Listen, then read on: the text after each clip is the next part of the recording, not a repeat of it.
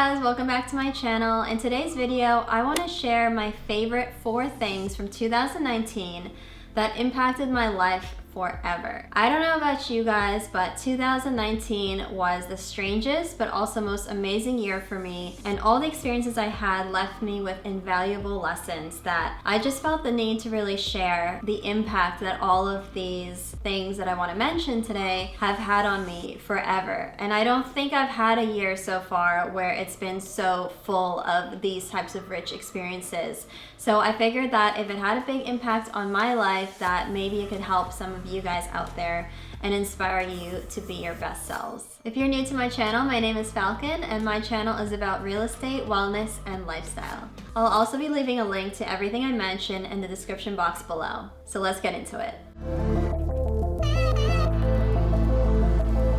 So this show in particular is called Shangri-La, and it's a documentary featuring Rick Rubin. If you don't know who Rick Rubin is, he's a legendary music producer and actually was the co-founder of Def Jam Records. The thing about Rick that is really cool is that he's very zeitgeisty, and his mindset and approach when it comes to working with musicians is a very spiritual and mindful and conscious approach, and his whole mindset on success and what it means to be successful as a creative was just a perspective that I really didn't hear before, especially from someone in the music industry who was really successful. So I really resonated deeply with Rick's message about creativity and how it's all about focusing on the art that you're creating and then let it go. Don't worry about the outcome. Don't worry about the sales and the vanity metrics and all that sort of thing. And, even though I'm not a musician, it hit me on the level of even as simple as, being a content creator on social media, because I have gotten caught up in that cycle of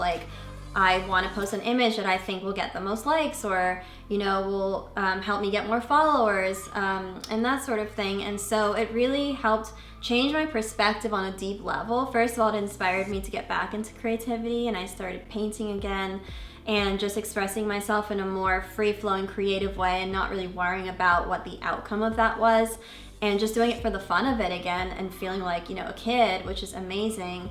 But I also, in terms of social media, it really helped me to not care so much about the outcome of what I was creating. Like making this video today, for me it's all about expressing myself, and it totally came from a pure place of inspiration, and I'm hoping that most of you guys can connect with that, or whoever needs to hear this message will hear it. And it's just not my focus. It's not in my control to worry about what happens after I publish this video on YouTube, for example. So the other thing is I really loved Rick Rubin's just his aesthetic design philosophy, in the sense that his recording studio, Shangri-La, is all white. So it's really a space, and it's a space to disconnect from technology in terms of your phones and stuff like that, and to really remove all distractions so that you're really confronted with yourself and your art and whatever that means to you, being a creative as a musician specifically, in his case. But I just really love that idea. It just made me really look around. I've always been into minimalism and stuff like that, and just even looking around my home and being wow, maybe there are some things around here that are kind of distracting, that don't bring me a lot of feel-good emotion, so why would I have that in my space? So anyways, that documentary was amazing, and I would highly, highly recommend checking it out, especially if you're a creative or if you want to be more creative, just because I think it gives a really, really nice perspective.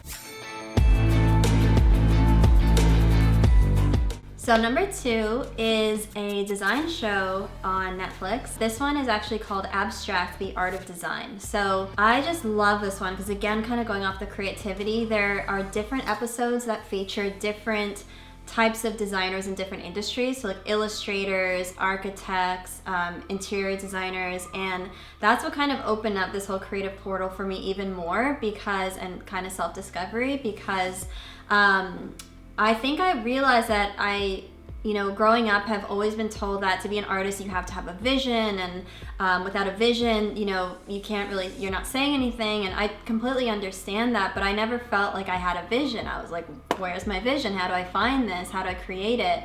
And I just never really went deep into that exploration. And so I was a professional photographer for many years before I was in real estate.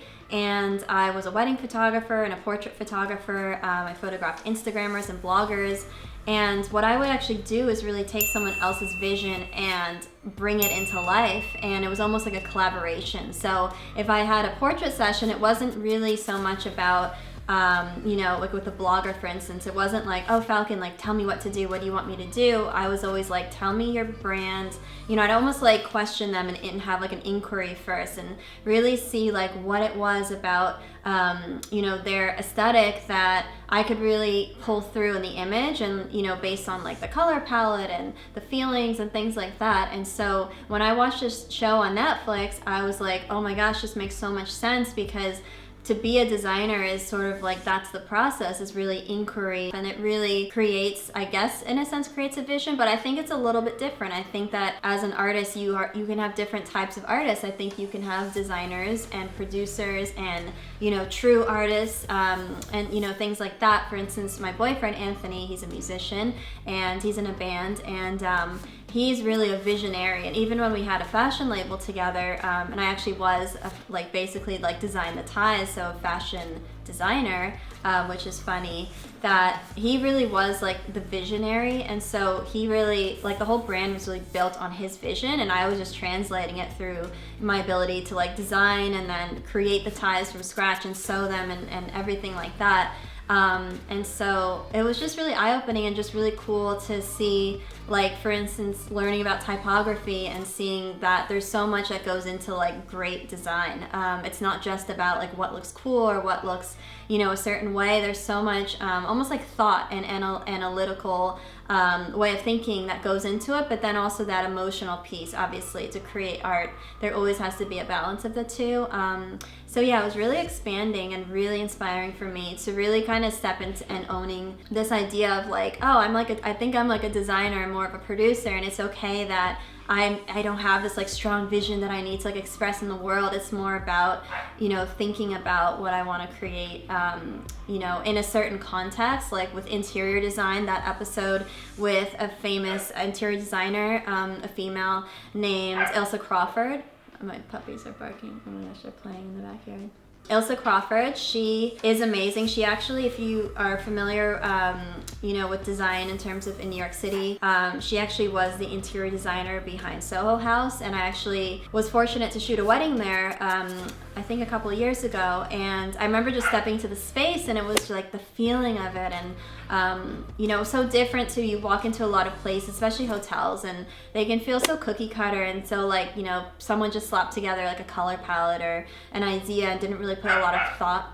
Hold on one second. Anyways, when I stepped into her space and not even knowing like anything about the designer, you know, 2 years ago, and it just wasn't on my mind, but I remember feeling a certain way being in that space, and just, you could feel the sense of like thought and care that went into that design. And I think that is the beauty of great design, like I said before. And in fact, I was actually so inspired by that particular episode with Ilse Crawford that I bought her book.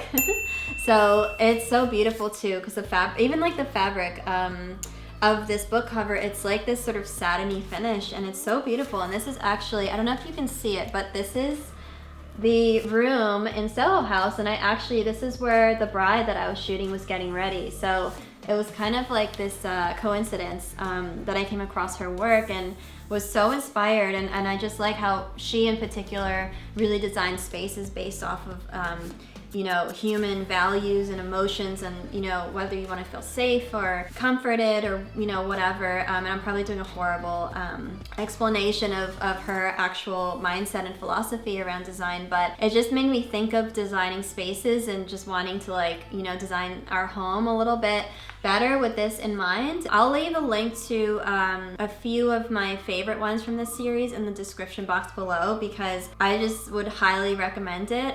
If you're, you know, into that sort of thing, if you're into design or, you know, creativity, or you're just kind of curious, it's an amazing show.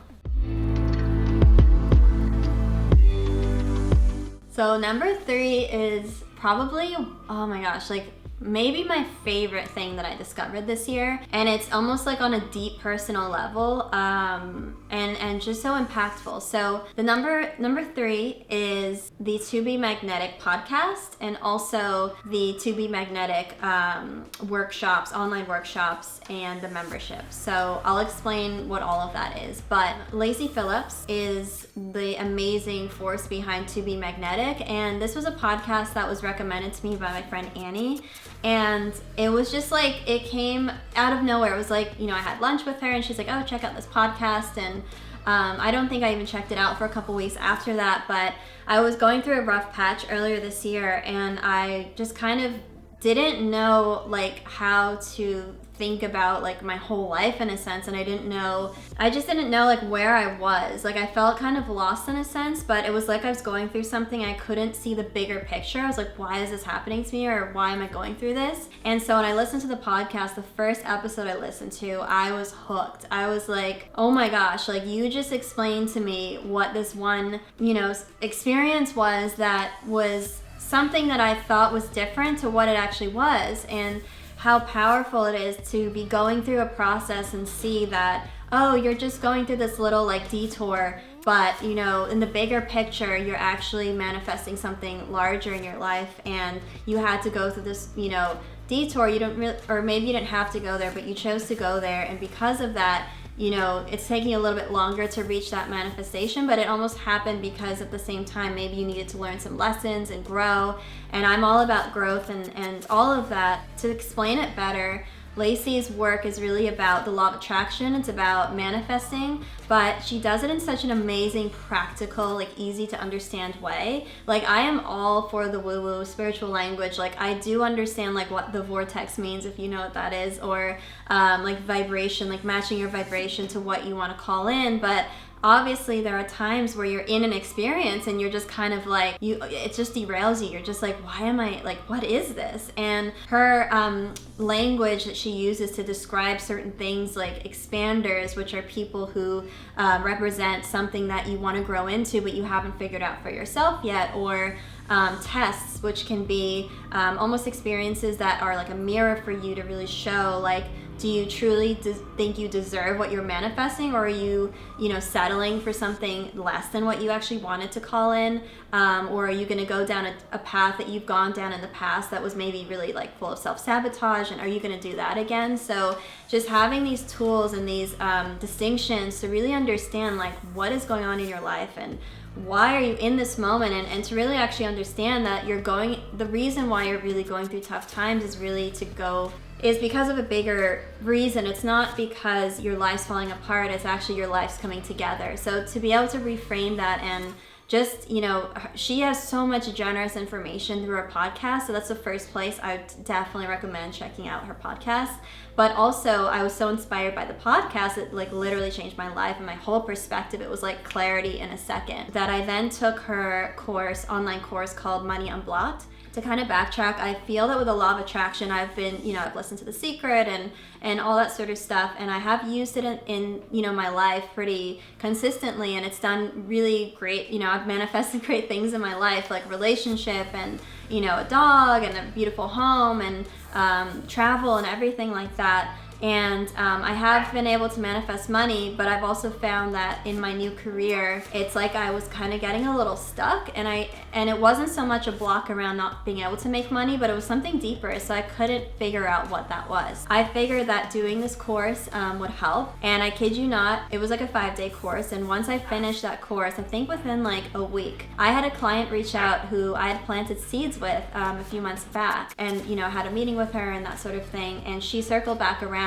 literally like a week after finishing this course, and she was like, okay, I'm ready to buy a home, let's do this. And so it was like, whoa, okay, like I just got a client out of nowhere, and now my clients are in contract. It's just crazy how when you do the inner work, just the fact that we're conditioned in society to be like, work hard and it's got to be a struggle and you've got to really like really go out there and grind, and it's like, yes, you do have to take action, but also when you do the inner work, that is a form of an energetic action, in my opinion, that can literally clear things out to the point that your world starts to show up different to you because you've changed, like your frequency or your something energetically inside of you has shifted. And so if you've always been disrespected, if you all of a sudden do this inner work in a particular way, then all of a sudden, you know, people start respecting you and you're like, how did that happen? Like, what did I do? But you did do something. You changed something within yourself, and I think that's the most profound thing that you can do in life, and that's why I'm so big on growth and personal development.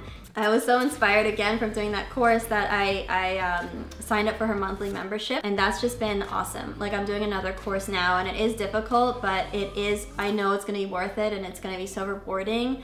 And I think it's just, if you keep finding yourself like I was in a repetitive pattern, and you're like hitting a wall and you're just like doing something, you think you're doing it different but you're kind of getting the same result, I think that's usually a sign that you should really do some inner work and what's called reprogram maybe some of your subconscious beliefs and limiting beliefs around that.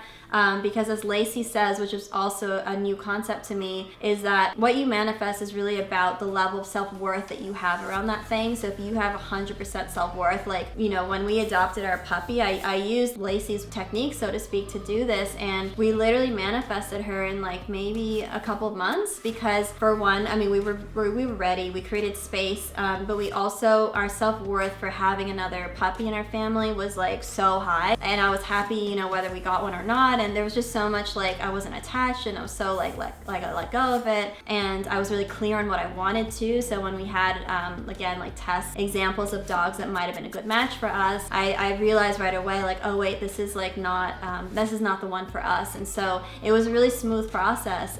So there's a lot of power in really taking control of your destiny, so to speak, and being able to really match your self-worth to what it is you want to call in, and feel deserving. Because if you don't feel like you're worth it, like you're good enough for it, and you're good enough without it too, and you don't feel like you're deserving of it, you know, you're not going to call it in. And that's just the fact. Having Lacey's language, again, it's just been absolutely mind-blowing. We're all works in progress. There is no finish line, but it's about how can you live your life more on a daily basis with a sense of ease, and not this fear of like, life is happening to me, I don't know what to do, I'm out of control, but actually going more with the flow of it. It's so amazing. So number 4, last but not least, is attending an Abraham Hicks workshop in person. By now you're like, okay, this girl's like obviously into like spirituality and new age stuff, and yeah, like I'm into all that stuff. Abraham Hicks, it's a woman named Esther Hicks, and she channels an entity, a spiritual entity that is called Abraham. So if you're not familiar with them, they have, you know, written books like Ask and what is it? Ask and you shall receive, I think, or Ask and it's given. And so, again, when I was going through a bit of a tough time, I was really relying on these videos for like guidance. It was just like an intuitive thing. Like, I'm very intuitive, and so my intuition's like, oh, do this, like, you know, I'll do it, especially if I need guidance. So I found their YouTube, you know, videos. They're just like tons, like people just post them like, you know, all over, and some are, you know, recent, and some are from years ago, but I just remember that their teachings resonated so deeply, and I just found myself shifting in these little ways, and what I wanted was being called in. And so this is before I found Lacey's work, so I didn't, again, have this stronger sense of like what was going on in my life. It was so helpful for me, and when I went to the workshop, it was just like so profound. If you believe in, you know, spirits and stuff like that, we were in the like a hotel, it was like a hotel conference room, and right before she started channeling Abraham, the lights in the room started to flicker, and I've never witnessed that before. And she was just like, oh, like that must mean Jerry is here, which is her husband who had passed away. And I was just like, oh my gosh, okay, this is the real deal.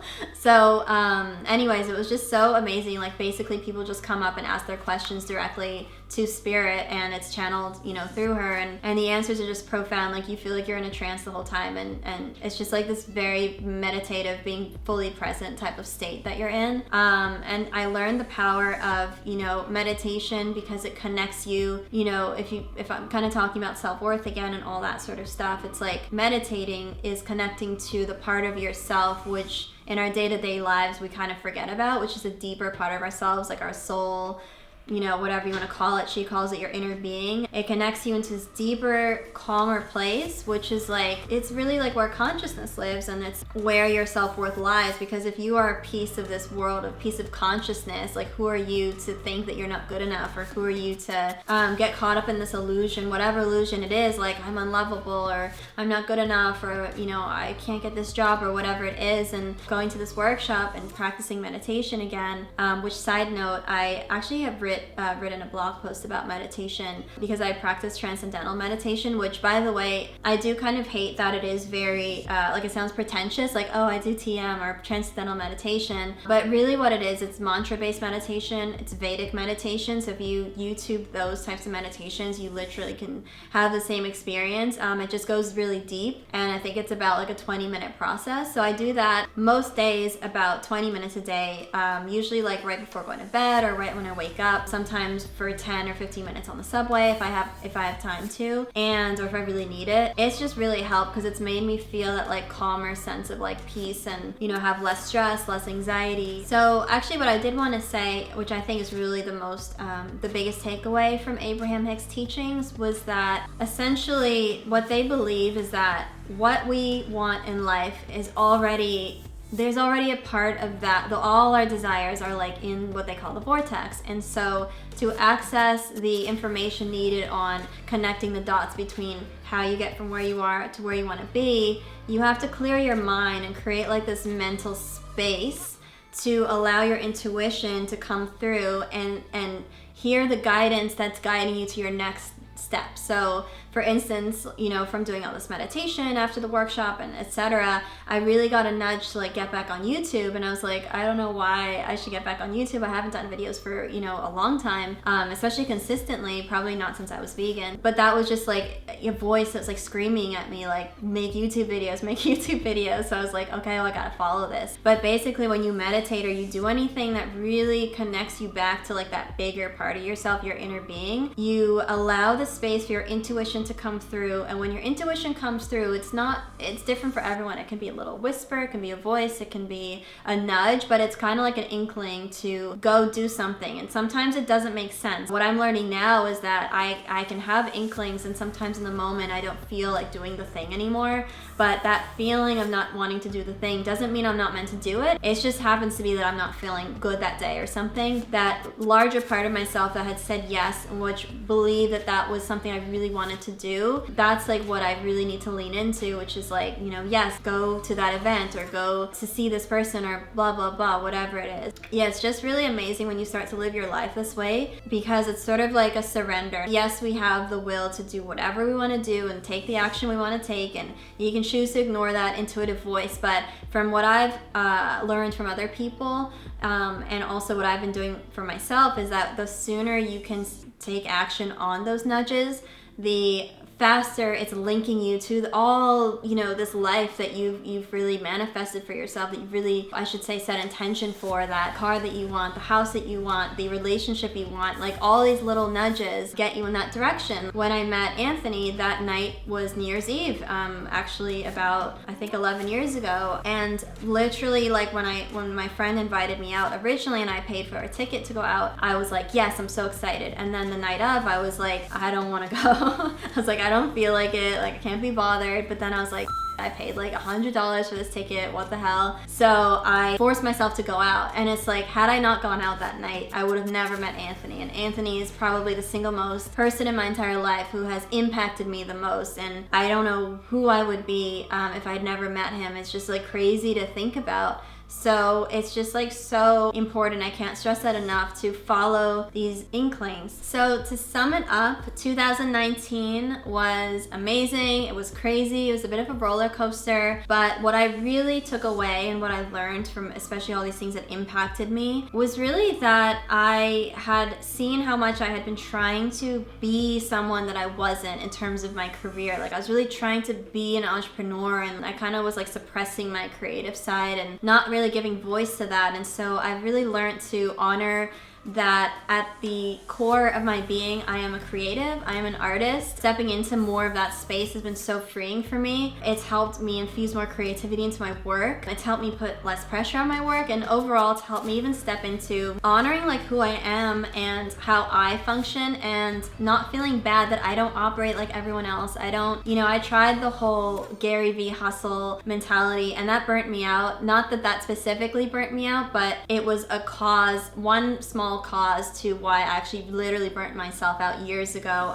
when I had adrenal fatigue, and that's like could be a whole other video. But I just learned that I'm just not built like that. Like most people in the world are built to work like 9 to 5 and do the hustle and the whole thing. That is not how I operate. I operate more as an artist. I operate more as like free flowing, but also I get inspiration in big hits, and I just am not someone that like can pack my schedule with like a million things that day. I actually need a lot of space around what I'm creating, a lot of focus, and I was feeling so guilty for operating that way, and I realized really this year that like there is no shame in the game. Like you really need to live your life on your terms, and don't do it the way anyone else does it just because it's the cool thing to do, just because entrepreneurship is, the cool thing to do. But I wanted to also say that in the future, I'm going to be doing more videos on more of like the behind the scenes of how I personally create results. So whether it's my life personally, whether it's in, real estate, like I thought it'd be kind of cool to show